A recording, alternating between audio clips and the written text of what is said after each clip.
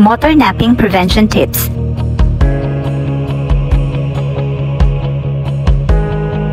Ang motor napping ay karaniwang naisa sa katuparan sa loob ng 20 segundo hanggang 2 minuto.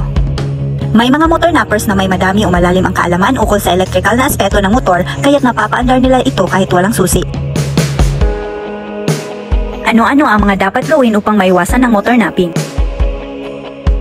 Una, huwag iwanan ng susi sa iyong motor kahit na sandali lang.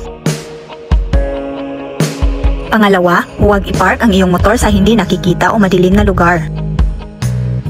Pangatlo, siguraduhin nakalak ang manibela ng iyong motor.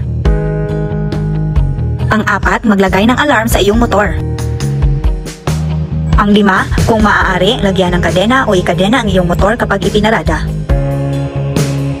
At pang-anim, ipagbilin kung mayroong gwardiya sa establisimento ng iyong pinaparadahan. Mga paalala mula sa Bacolod Municipal Police Station, Lanao del Norte Police Provincial Office.